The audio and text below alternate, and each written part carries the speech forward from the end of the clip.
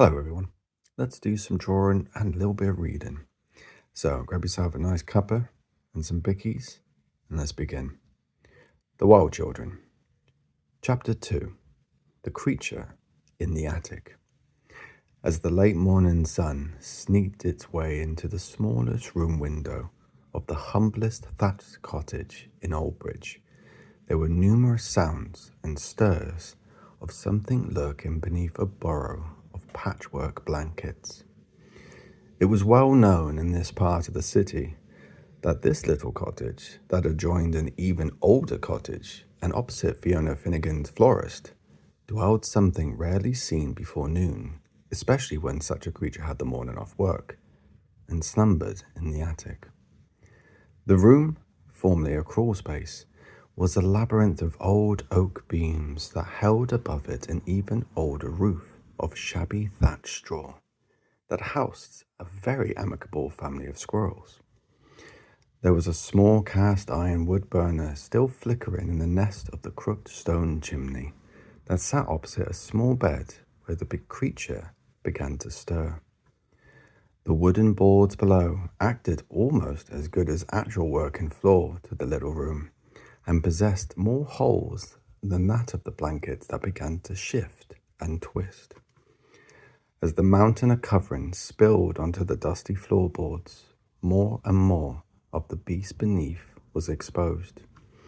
At first, it was a single foot, with an almost impossible amount of dirt on its sole and between its dainty toes, followed by an inordinate amount of tangled, matted hair, though the hair's colour was difficult to be agreed upon by those who had actually seen the beast before, almost as if the hair couldn't agree upon it itself, as in the sunlight you'd be utterly sure it was auburn, where in the dimmer light it appeared dark brown or even blonde at times, as the sun's piercing rays fought and argued outside the window with the clouds high above the little cottage.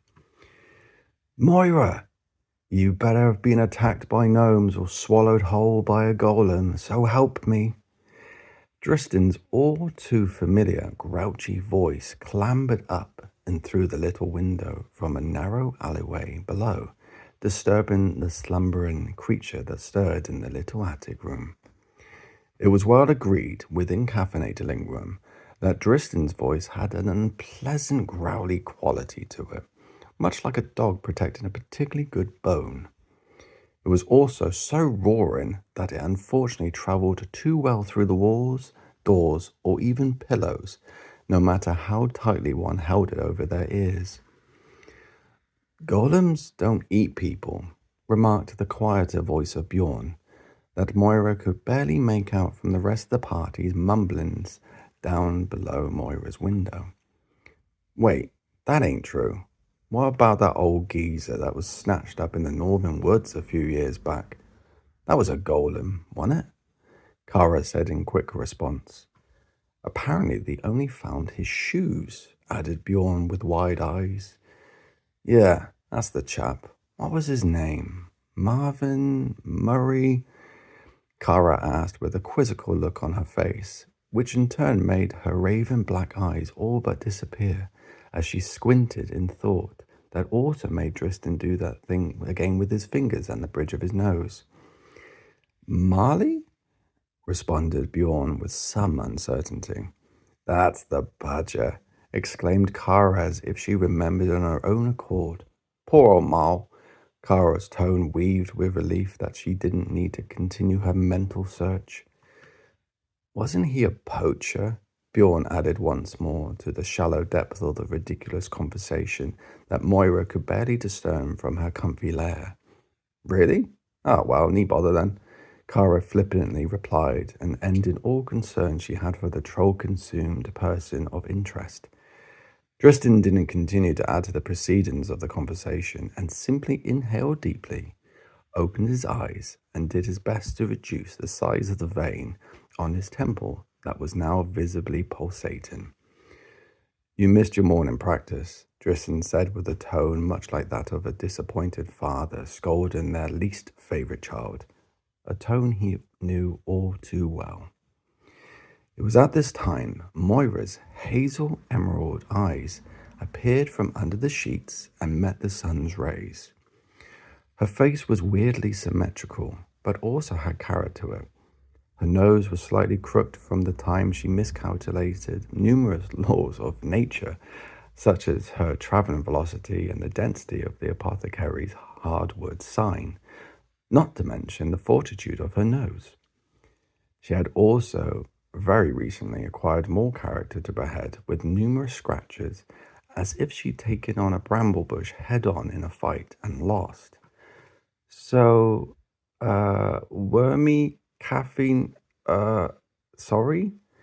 Moira tried to formulate words with equal measures of sincerity and contrition, though somewhat failed as she was simultaneously not quite fully conscious. I'm sorry, Moira said again, this time less muffled by the pillow and sounded more like actual words. I had weird dreams again. Moira spat out her hair that had traversed into her mouth, then continued. I dreamt that I was running from this huge beast. I think it was a deer, or maybe a goat. It had fur or hair, and definitely, most probably, had horns. Oh, or maybe it didn't? Am I the only one that hates hearing about people's dreams? Bjorn uttered to himself while plucking out leaf from his shirt from his morning's debacle before Kara gave him a nudge with her well-worn leather-adorned elbow for interrupting. I had a broken leg in my dream, and the thing was gonna eat me, I think. Anyway, I just remembered running for my life. Moira paused briefly and chuckled to herself through her blankets. I know, it's no excuse for missing practice again. I just couldn't get my eyes open this morning. And no, Bjorn, you're not the only one. Kara finally answered Bjorn's question with an eyebrow raised and a naughty smile that verged on to a giggle. It was in those moments of sleepy chatter that Moira had no need to admit to her restless evening. The band members already knew of it, as they stopped whittering on to one another as they looked up at the cottage in silent, concerned curiosity. The now swaying window that moved gently from left to right in the wind was their first clue, as Moira rarely left it open due to the potential squirrel invasions. The second clue to the weirdness of her dreams was that Moira hadn't been to morning practice in days, and given the importance of her role, especially with Bjorn's inordinate ability to get injured in the most unusual of ways.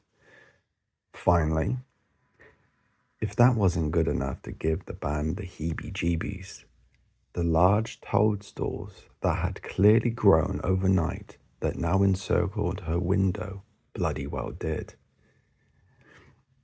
So, that was chapter 2. I hope you enjoyed it, and hope you're enjoying the picture in the background. I don't know what it is yet because I haven't drawn it. So I hope it's turning out okay. And if it is, brilliant. And I just want to say thank you to everyone that comes over here, has a listen, has a little watch. And thank you to all the support. Thank you to my patrons. Also to the patrons. The free transcript will be up on Patreon tomorrow, along with the book. No, wait, today, because I'm recording this in the past. The transcript will be uploaded today, and so is the book. So the link is below in the description. I hope you have a great time, and if you want to come over and have a look at the book, please do. And yeah, you all take care. Thank you ever so much. Good night, or good evening, or afternoon. It's been a day. Goodbye.